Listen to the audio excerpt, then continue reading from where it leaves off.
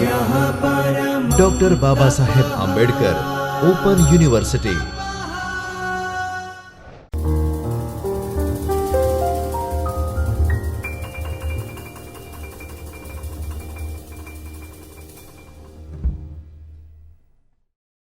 સૌ વિદ્યાર્થી મિત્રોને મારા પ્રણામ। Doctor Baba Saheb Ambedkar open university અમદાવાદના આ ચૈતન્ય સ્ટુડિયોમાં આપ સૌનું સ્વાગત છે। વિદ્યાર્થી મિત્રો, બાબા સાહેબ આંબેડકર ઓપન યુનિવર્સિટીમાં જુદા જુદા ઘણા અભ્યાસક્રમો ચાલે અને એમાંનો એક અભ્યાસક્રમ એ છે MSW, master of social work.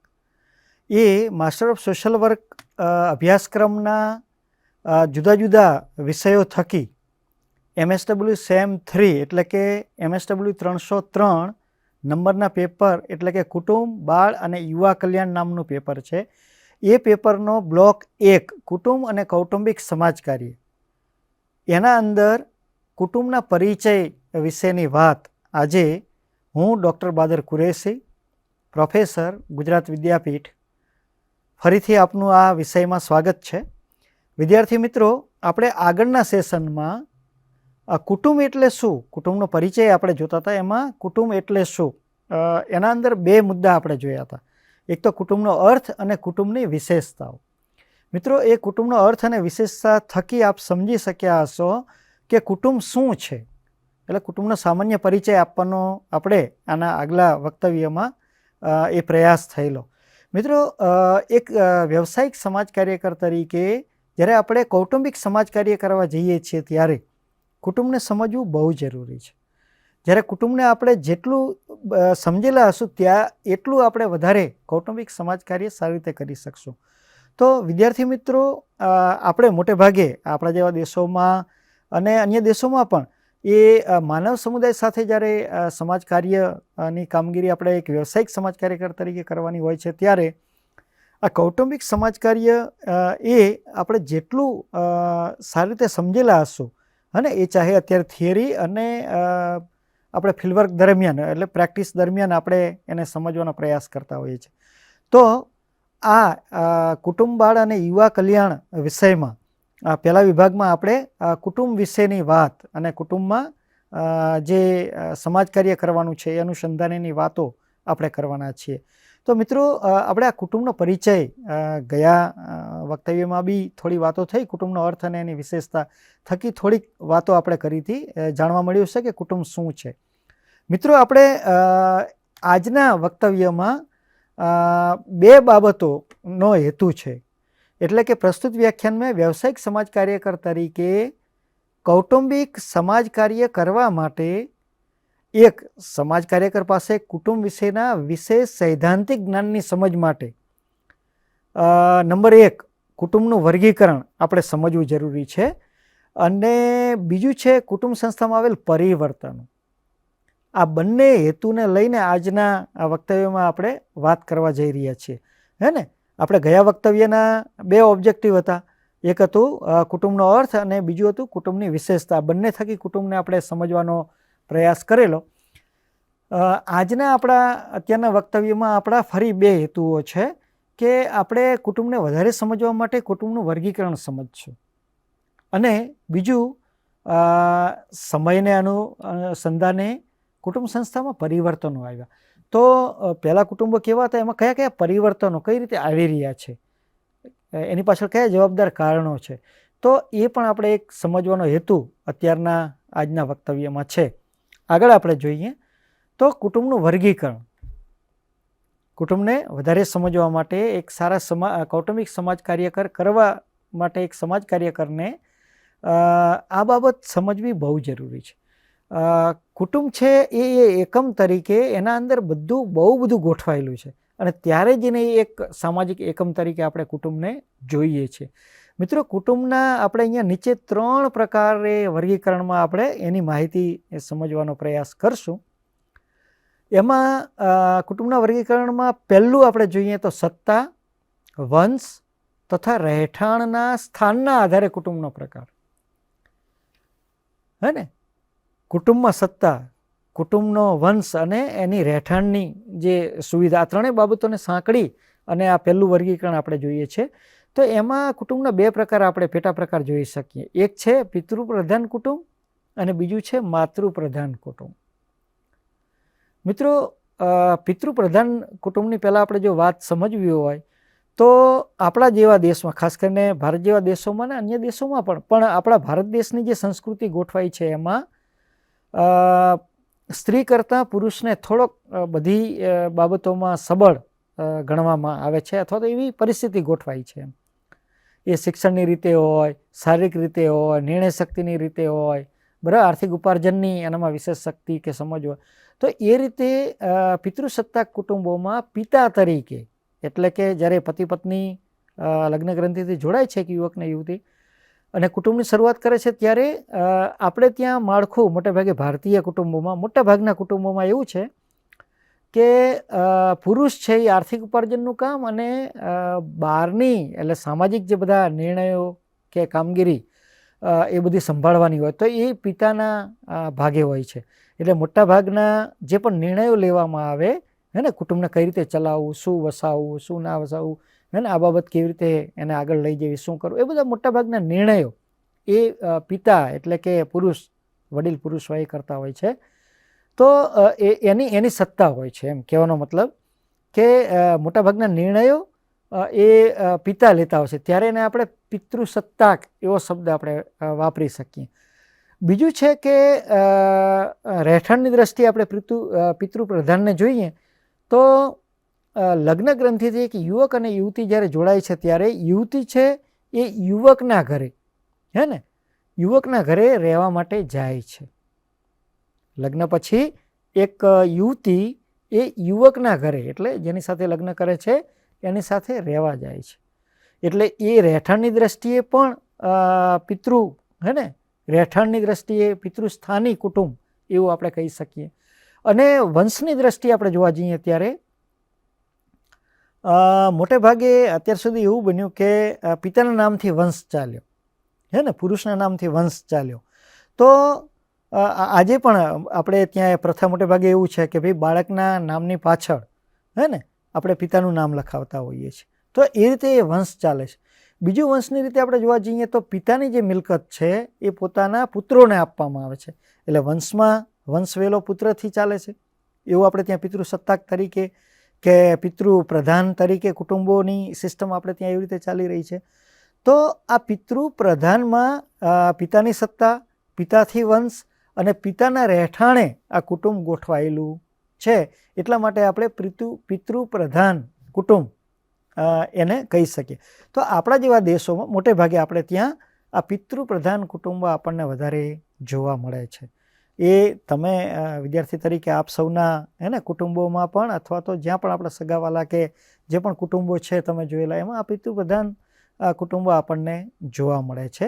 તો આ પહેલો, હે ને, પ્રકારમાં, આ પેટા પ્રકારમાં પિતૃપ્રધાન એક પહેલું સત્તા, વંશ અને રહેઠાણના સ્થાનના આધારે પિતૃપ્રધાન કુટુંબ એવું આપણે સમજી શકીએ.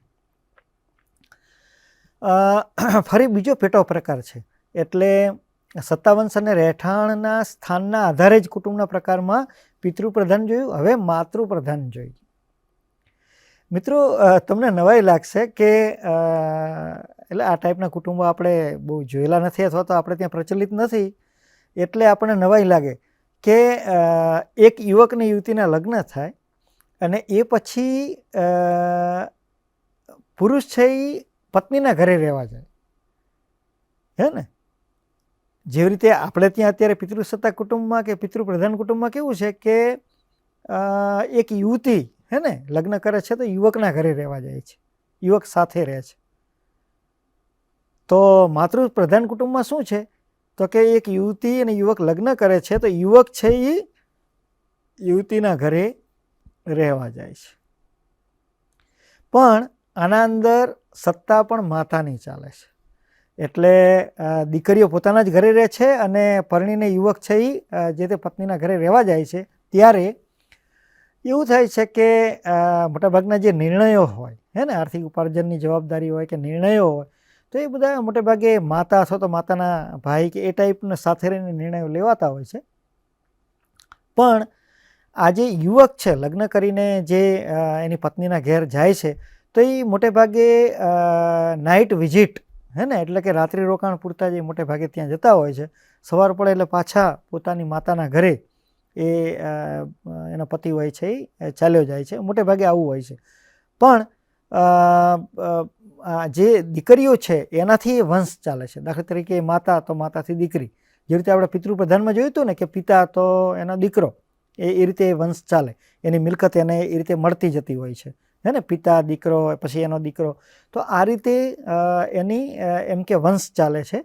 રહેઠાણમાં પણ એવું થયું ને કે ભાઈ પિતૃસત્તાકમાં શું હતું તો કે ભાઈ પતિના ઘરે પત્ની આવે છે એટલે પિતાના ઘરે પુત્ર છે ત્યાં રહે છે, પત્ની એના ત્યાં આવે છે.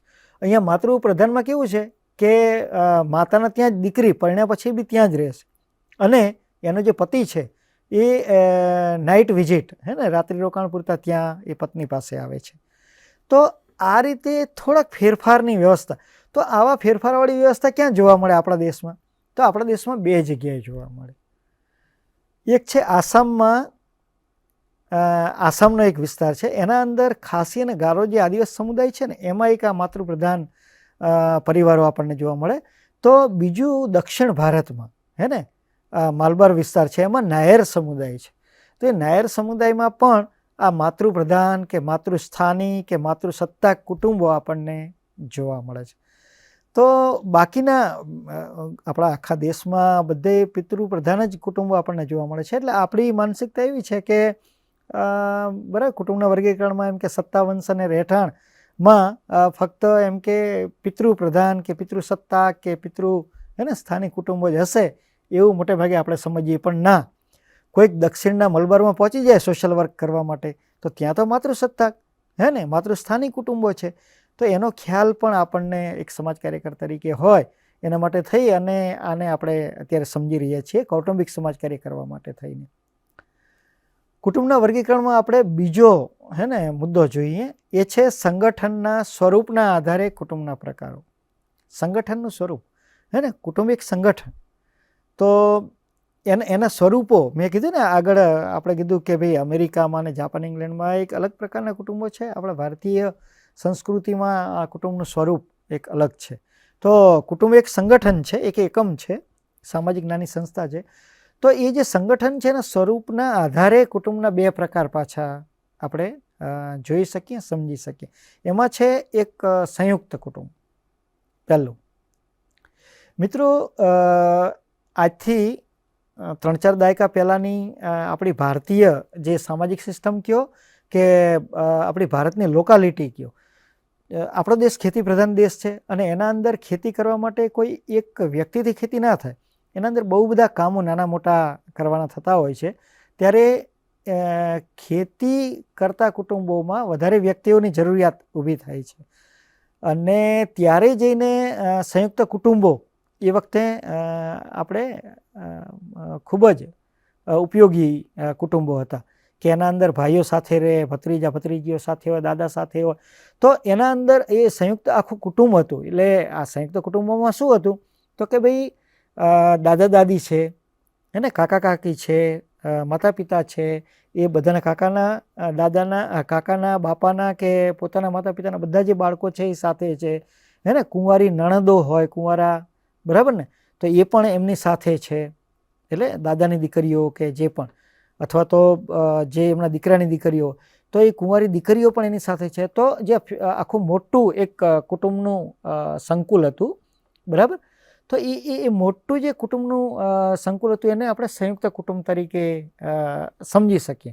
મિત્રો, આ સંયુક્ત કુટુંબમાં જે મોટી ઉંમરના વડીલ પુરુષ હોય એ મોટે ભાગે આખા કુટુંબની દેખરેખ, માર્ગદર્શન, મદદનું કામ કરે અને જે યુવાન જે વ્યક્તિઓ છે કુટુંબમાં તો એમની શક્તિ મુજબ અલગ અલગ કામગીરી કે જવાબદારી નિભાવે અને એ થકી આ જે સંયુક્ત કુટુંબ છે એ આખું એક મોટું સંકુલ તરીકે પોતે એ જળવાઈ રહે અને એકબીજાને પ્રેમ, ભાવના, સમસ્યાઓમાં મદદરૂપ થવું અને બાળ ઉછેરની વાત હોય તો દાદા દાદીને એ બધા છે તો માતા પિતાને એનો બર્ડન રહેતું નથી, બાળકો એમ જ એનો ઉછેર થઈ જતો હોય છે. તો આ રીતનું આખી એક સંયુક્ત કુટુંબનું માળખું હતું. એના અંદર અપંગો હોય, હે ને, વિધવાઓ હોય, અશક્ત એટલે કે બીમાર વ્યક્તિ હોય, તો એ બધા પણ સચવાઈ જતા હતા. એમને કાંઈ તકલીફ પડતી નહોતી. એ પણ સારી રીતે જીવન જીવી શકતા હતા. તો આ રીતે સંયુક્ત કુટુંબ એ આપણા ભારતીય માનવ સમુદાયની એક વિશેષ સંસ્થા હતી. પણ પશ્ચિમીકરણની અસર કહીએ, વૈશ્વિકરણની અસર કહીએ, ઔદ્યોગિકરણની અસર કહીએ, હે ને, 17મી સદીના ઉત્તરાર્ધમાં ઇંગ્લેન્ડમાં ઔદ્યોગિકરણની શરૂઆત થઈ. 18મી સદીમાં અમેરિકા, જાપાન અને અન્ય દેશોમાં એનો વિકાસ અને ઔદ્યોગિકરણનો વિકાસ ઝડપથી વધ્યો. આપણા દેશમાં બી છેલ્લા 150-200 વર્ષમાં ઔદ્યોગિકરણ, હે ને, એની શરૂઆત થઈ અને છેલ્લા 100 વર્ષમાં તો આપણે ત્યાં પણ ઝડપથી ઔદ્યોગિકરણ વધ્યું. હવે આ ઔદ્યોગિકરણની અને વૈશ્વિકરણની જે અસર છે, તો એ અસર થકી માનવ બાળકો હતા એને એક તો શિક્ષણ બી વધવા માંડ્યું અને વ્યક્તિ વિકાસની વાતો પણ એ શિક્ષણની સાથે આવી. તો દરેક વ્યક્તિ પોતાનો યોગ્ય અને વિશેષ વિકાસ કરી શકે એના માટે થઈ અને એ બહાર ભણવા ગયા કે બહાર નોકરી ધંધા કરવા માટે ગયા, હે ને. એટલે પોતાનું એક સંયુક્ત કુટુંબમાં જે પોતાની ભૂમિકા હતી એના કરતાં અલગ એક વિકાસ માટે થઈને અલગ પોતે, હે ને, વ્યક્તિત્વ વિકાસ માટે થઈ અને એની સાથે એટલે વિશેષ શિક્ષણની સાથે પોતે પોતાના વિકાસની કામગીરીમાં જોડાવા માટે થઈ અને એ સંયુક્ત કુટુંબમાંથી થોડા અલગ જઈ અને પોતે પોતાનું એક વિભક્ત કુટુંબ, નાનું વિભક્ત કુટુંબ, એટલે વાર તહેવારે તો જોડાય, કોઈ બી પ્રસંગોમાં એ સંયુક્ત કુટુંબ સાથે જોડાયેલા જ રહે, પણ આ રીતે વિભક્ત કુટુંબોની શરૂઆત એમાં થઈ છે.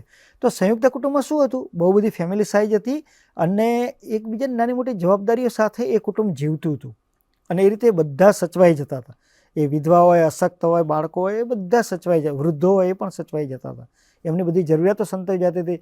આર્થિક, સામાજિક, બરાબર ને, ભાવનાત્મક બધી જરૂરિયાતો આપણી એમાં સંતોષાઈ જતી હતી.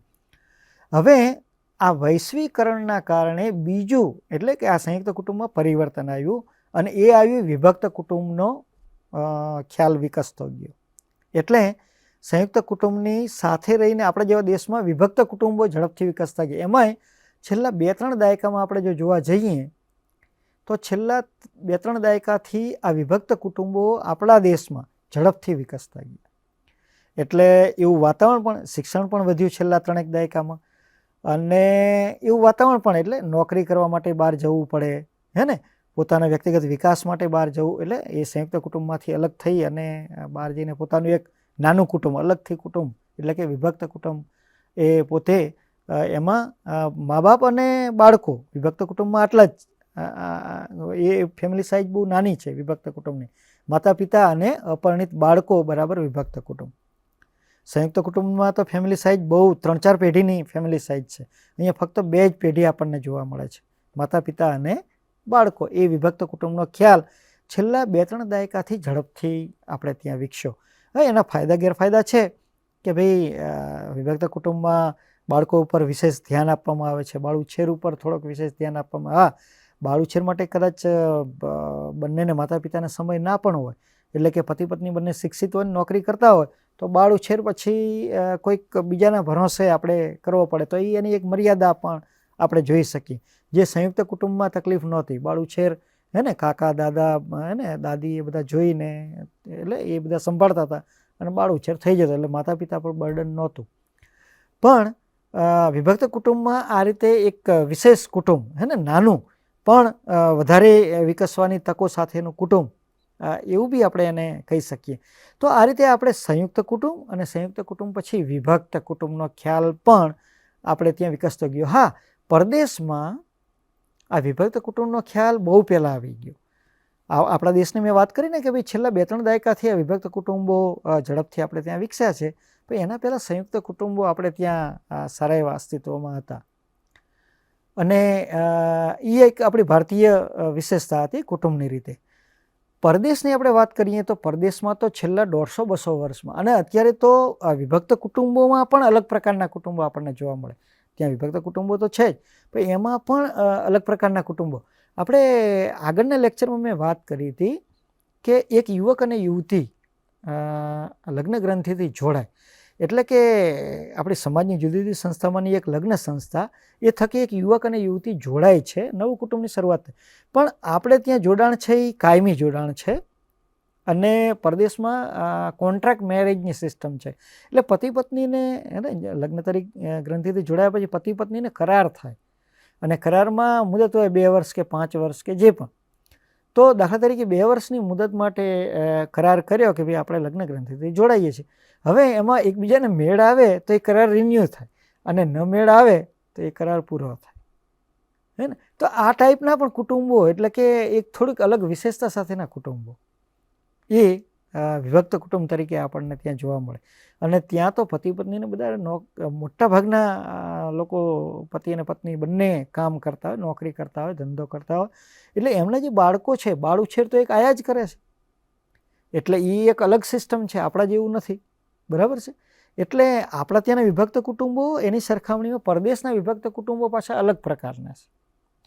એટલે વિભક્ત કુટુંબોમાં પણ આ રીતે વેરિએશન અન્ય માનવ સમુદાયમાં આપણને જોવા મળે.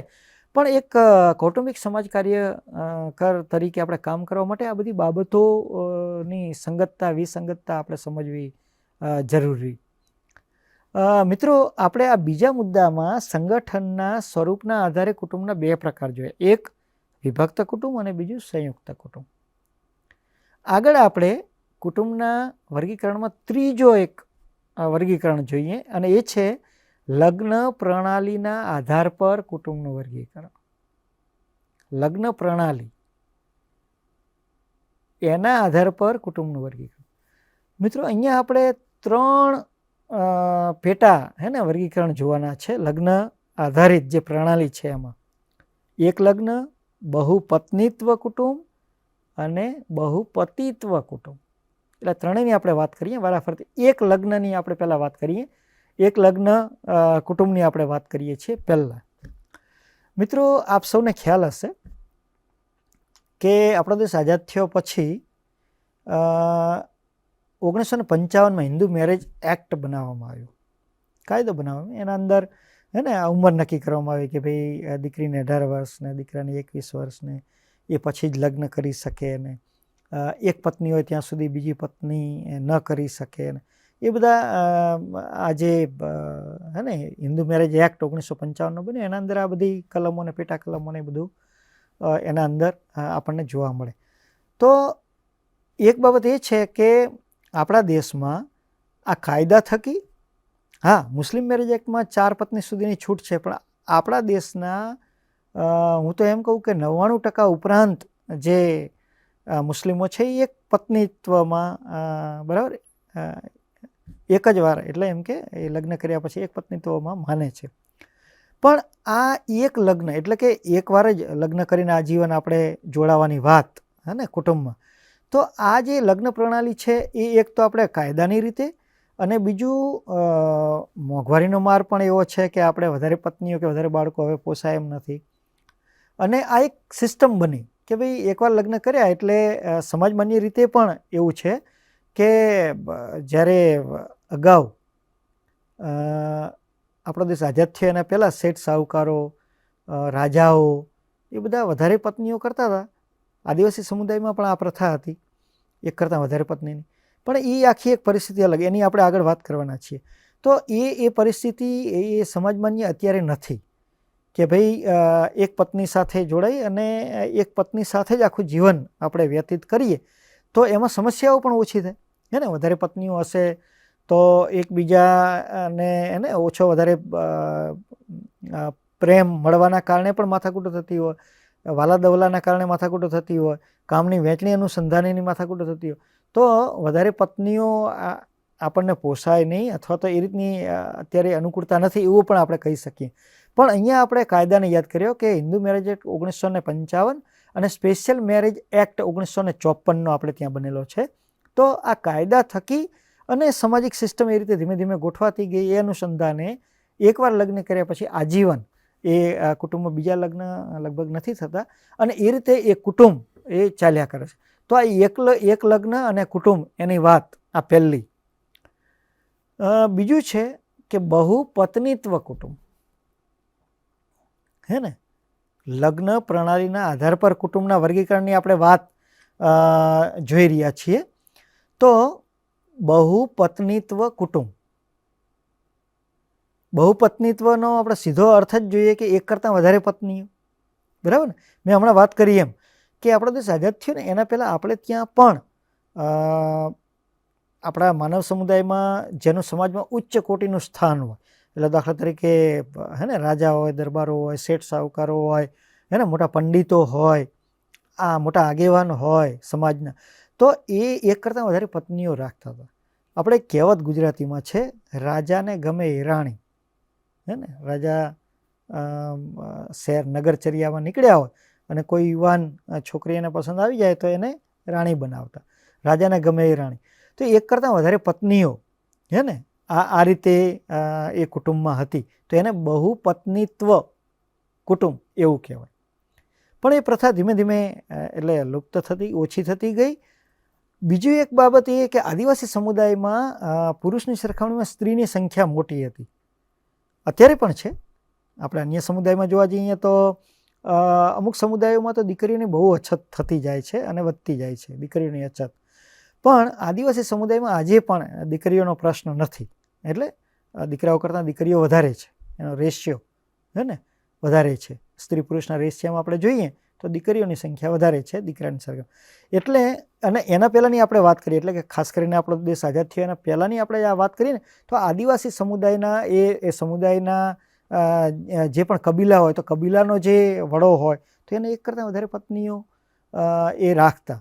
એટલે એ શોખ પણ ગણાતો અને કંઈક સ્ટેટસની રીતે પણ વધારે પત્નીઓ હોય એને વધારે સ્ટેટસ મળતું. એ રીતનું આખું એક સામાજિક માળખું ગોઠવાયેલું હતું. અને એના કારણે એ વખતે, એટલે કે આપણો દેશ આઝાદ થયો એના પહેલાં આ બહુપત્નીત્વ કુટુંબો આપણને જોવા મળતા, એક કરતાં વધારે પત્નીઓ. એનો ત્રીજો મુદ્દો આપણે જોઈએ તો બહુપતિત્વ કુટુંબ. મિત્રો, અહીંયા આપણે મહાભારતને યાદ કરીએ તો દ્રૌપદી, હે ને, 5 પાંડવોની પત્ની દ્રૌપદી, એ અહીંયા બહુપતિત્વ, હે ને, કુટુંબ તરીકે એનું આપણે ઉદાહરણ યાદ કરી શકીએ. એટલે અત્યારે એ સિસ્ટમ એવું નથી, એ તો એક પરિસ્થિતિના કારણે, એનો આખો લાંબો ઇતિહાસ છે. એક પરિસ્થિતિના કારણે એ પ્રથા, એટલે કે એ અસ્તિત્વમાં, બહુપત્નીત્વ કુટુંબ અસ્તિત્વમાં આવેલું. પણ બહુપતિત્વ કુટુંબ અસ્તિત્વમાં.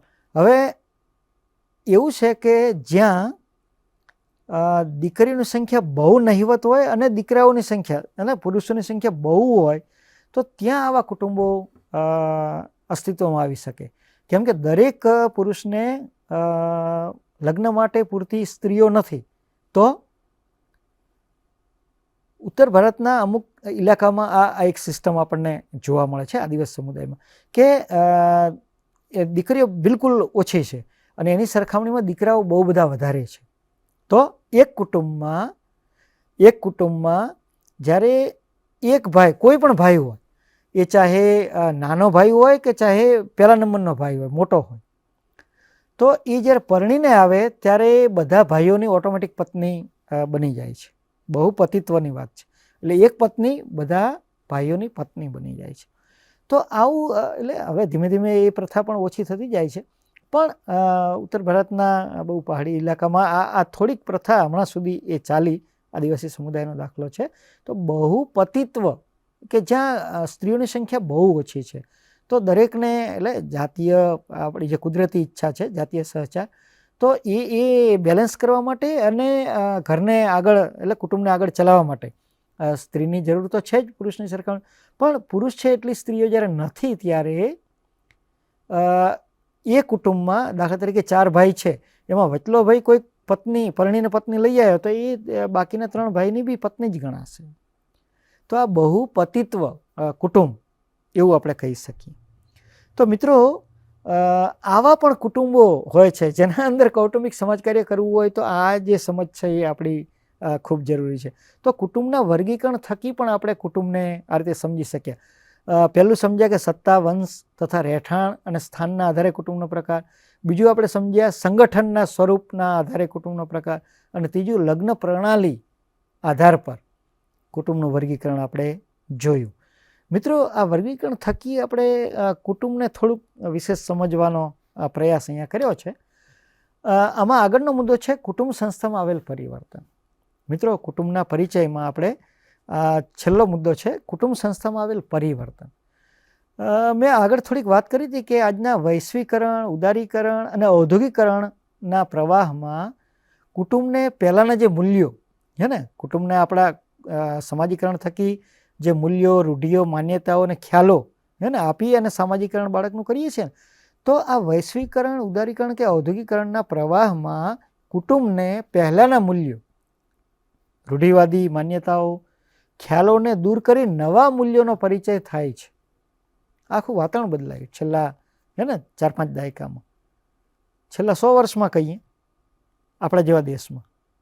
તો આ વૈશ્વિકરણની જે પ્રક્રિયા ચાલી અને એ થકી આપણી જે જૂની પરંપરાઓ હતી, સારી પરંપરાઓ હતી મોટાભાગની, થોડીક આપણા મૂલ્યો ખૂબ મજબૂત ને સારા હતા, તો એના અંદર આ ફેરફારો આ વૈશ્વિકરણ, ઉદારીકરણ કે ઔદ્યોગિકરણના કારણે થતા ગયા અને એના કારણે નવા મૂલ્યો નો સ્વીકાર કરતા લોકો થઈ ગયા, જે આજે કુટુંબમાં મોટા પ્રમાણમાં અસ્થિરતા ઉત્પન્ન કરી રહી છે.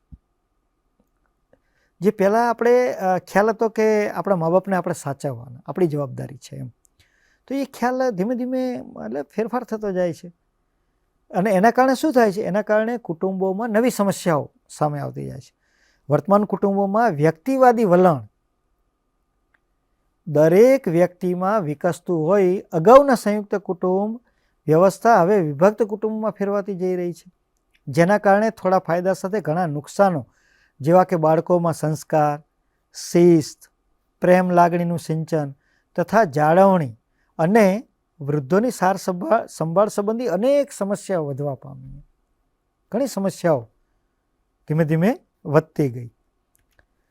મિત્રો, વર્તમાન સમયમાં કુટુંબનું સ્થાન એટલે સુધી બદલાઈ ચૂક્યું છે કે કુટુંબના મૂલ્યો, આદર્શો, માન્યતાઓ, નૈતિકતાઓ, ઇમેજ પ્રથા, પરંપરાઓ ઉપરાંત કુટુંબમાં જોવા મળતા પ્રેમ, ત્યાગ, બલિદાન, નમ્રતા વગેરે સંપૂર્ણ રીતે જીર્ણ શીર્ણ થઈ ચૂક્યા. મિત્રો, પહેલાં તો એવું હતું કે એક મોટો ભાઈ હોય નાના ભાઈ માટે કેટલો ત્યાગ કરે, કેટલો લાગણી કે પ્રેમ હોતો એકબીજાને. આજે એ બધું ધીમે ધીમે જીર્ણ શીર્ણ થતું જાય છે. બાળકોના વ્યક્તિત્વમાં ખામી ભર્યા સામાજિકરણ અને મનોવૈજ્ઞાનિક તકલીફો સાથે સ્ત્રી પુરુષના અંગત સંબંધોમાં, સ્ત્રી પુરુષ તો કેટલો અંગત સંબંધ છે, હે ને, એકદમ નજીકનો એક વિશ્વાસપાત્ર સંબંધ છે. એ સ્ત્રી પુરુષોના અંગત સંબંધોમાં તણાવ, એકલતાપણું, સંઘર્ષ અને છૂટાછેડા જેવી અનેક તકલીફો વધી રહી છે. મિત્રો, આ કુટુંબ સંસ્થામાં પરિવર્તન સ્વાભાવિક છે, સમય જતાં ધીમે ધીમે પરિવર્તનો થાય, આપણે માનીએ, સ્વીકારીએ, પણ પરિવર્તનો જો હકારાત્મક હોય, સારા હોય તો વ્યક્તિને ફાયદો કરે. પણ આ સંયુક્તમાંથી વિભક્ત કુટુંબો જ્યારે થાય છે ત્યારે અનેક જુદી જુદી સમસ્યાઓ આપણી સામે, કે તમે દાખલા જોયા હશે કે એક સ્ત્રી અને એક પુરુષ બંને નોકરી કરે છે તો બાળકનો ઉછેર તો આયા કરે છે, બીજી વ્યક્તિ કરે છે. હવે બીજી વ્યક્તિને એની માતા જેટલો પ્રેમ કે લાગણી હોય નહીં બાળક પ્રત્યેની, એટલે જેટલો બાળકને જેવો પ્રેમ મળશે એવું બાળક એ પ્રેમને સમજશે અને આગળ શેર કરશે, કે એ રીતે જીવન જીવશે. તો માતા પિતાએ બાળકને પ્રેમ નથી આપ્યો, પરદેશનો દાખલો લઈએ, તો એ બાળકને માતા કે પિતા પ્રત્યે કેટલો પ્રેમ હોય, હે ને, એક હાથે તાળી ના પડે આમને સામને, એટલે જેટલું આપીએ એટલું મળે. તો અહીંયા આ પરિસ્થિતિ આખી બદલાતી જાય છે. આ વૈશ્વિકરણના કારણે, ઔદ્યોગિકરણના કારણે, બરાબર, ભૌતિક વાદ વિકસતો જાય છે. દરેક કુટુંબ એવું કહે કે ભાઈ મારે તો બાજુવાળા જેવી જ બધી સુવિધાઓ જોઈએ, એના કરતાં વધારે જોઈએ, જે પણ. તો આ ભૌતિક વાત તરફ જ્યારે આપણે બધા જઈ રહ્યા છીએ ત્યારે આ બધું ધીમે ધીમે ધીમે ધીમે હે ને સંયુક્તમાંથી વિભક્ત થવું અને જે એના મૂલ્યો હતા, આદર્શો હતા, હે ને, એ બધું જીર્ણ શીર્ણ, બધું ધીમે ધીમે ધીમે ધીમે ખત્મ થતું જાય છે અને વ્યક્તિવાદી, હે ને, સ્વાર્થ વૃત્તિ એ બધું વિકસતું જાય છે. એટલે અને એના કારણે પછી કુટુંબના સંબંધો પણ એ રીતે ગોઠવાતા હોય કે ભાઈ મારે માતા પિતાની જરૂર છે તો જ હું માતા પિતાને રાખું, બાકી નહીં. તો આ રીતે કુટુંબ સંસ્થામાં આ જે ફેરફારો છે એના થકી આ બધી સમસ્યાઓ, એકલતાપણું, તણાવ, આપઘાત, હે ને, સંઘર્ષો, નાની નાની વાતમાં સહનશીલતા ઘટી ગઈ, પતિ પત્ની એકબીજાને હે ને છૂટાછેડા આપી દે, વૃદ્ધોને બરાબર એટલે સાચવતા નથી એ સમસ્યા. તો આ રીતે સમાજમાં અનેક સામાજિક સમસ્યાઓ, હે ને, વ્યક્તિગત સમસ્યાઓ, કૌટુંબિક સમસ્યાઓ આપણે એમ કહીએ તો એ વધતી જાય છે. તો આ રીતે આપણે જોવા જઈએ તો કુટુંબ સંસ્થામાં સારા ફેરફારોની જગ્યાએ હવે આ રીતે થોડાક એવા ફેરફારો કે એવા પરિવર્તનો આપણી સામે આવી રહ્યા છે. એ એક સમાજ કાર્યકર તરીકે ચિંતાનો વિષય છે. તો આપણે આ જે ફેરફારો છે એને લઈને પણ ચાલવું પડશે કે ભાઈ કોઈ આપણી પાસે કોઈ એવો સેવાર્થી આવે છે કે એને એકલતા કે તણાવ, હે ને, હતાશ નિરાશ થઈ ગયેલો છે, એ આપઘાતના વિચારો કરે છે, તો એવું કેમ બન્યું? તો એની પાછળ આ બધા જવાબદાર કારણો એ આપણે સમજેલા હોઈએ ત્યારે જઈને આપણે સારી રીતે સમાજ કાર્ય કરી શકીએ. તો આ કુટુંબ સંસ્થામાં પરિવર્તનો પણ એક વિદ્યાર્થી સમાજ કાર્યકર તરીકે સમજવા જરૂરી હોય. આપણે કુટુંબ કલ્યાણમાં આ બાબતને પણ આપણે ધ્યાને લઈએ છીએ. તો મિત્રો, આપણે છેલ્લે એવું કહી શકીએ કે આજનું જે આ પ્રેઝન્ટેશન હતું એ પ્રેઝન્ટેશનમાં કુટુંબનો આપણે પરિચય આપવાનો પ્રયાસ કર્યો. એના અંદર કુટુંબનો અર્થ સમજ્યા, જુદા જુદા સમાજશાસ્ત્રીએ આપેલી વ્યાખ્યાઓ આપણે જોઈ અને એ વ્યાખ્યા થકી કુટુંબ એટલે શું એને સમજવાનો પ્રયાસ કર્યો. અને એના થકી કુટુંબના વિશેષ ખ્યાલો અથવા તો કુટુંબ વિશેની આપણી જે સમજ છે એ સ્પષ્ટ થઈ હશે. આ ઉપરાંત કુટુંબ સંસ્થાની વધુ ઓળખ માટે એની જુદી જુદી વિશેષતાઓ આપણે જોઈ હતી. અને એ પછી આ છેલ્લા બે મુદ્દામાં આપણે માનવ સમુદાયમાં જુદા જુદા જે સ્વરૂપો છે કુટુંબના, એ સ્વરૂપો જોયા, એના પ્રકારો જોયા. અને એ પ્રકારોમાં આપણે ખાસ કરીને વર્ગીકરણ જોયું. એટલે 3 પ્રકારનું જે વર્ગીકરણ હતું એ વર્ગીકરણ થકી આપણે એ સમજવાનો અહીંયા પ્રયાસ કર્યો છે. આ ઉપરાંત સમયે કુટુંબ સંસ્થામાં થતા પરિવર્તનો એનો પણ સમાવેશ આપણે આ વક્તવ્યમાં કરવાનો પ્રયાસ કર્યો છે. તો એક સમાજ કાર્યકર તરીકે પોતાના ક્ષેત્રમાં કામ કરીએ, કૌટુંબિક સમાજ કાર્ય કરીએ ત્યારે બધી બાબતો આપણને ઉપયોગી નીવડશે એવી હું અપેક્ષા રાખું છું. તો વિદ્યાર્થી મિત્રો, કુટુંબના પરિચયમાં આ બાબત તમને ભવિષ્યમાં જ્યારે ખરેખર, હે ને, કૌટુંબિક સમાજ કાર્ય કરવા જશો ત્યારે કુટુંબ વિશેની આપણી આ સમજ ખૂબ ઉપયોગી નીવડશે એવી હું અપેક્ષા રાખું છું. સૌ વિદ્યાર્થી મિત્રોનો ખૂબ ખૂબ આભાર. નમસ્કાર. સ્વાધ્યાયઃ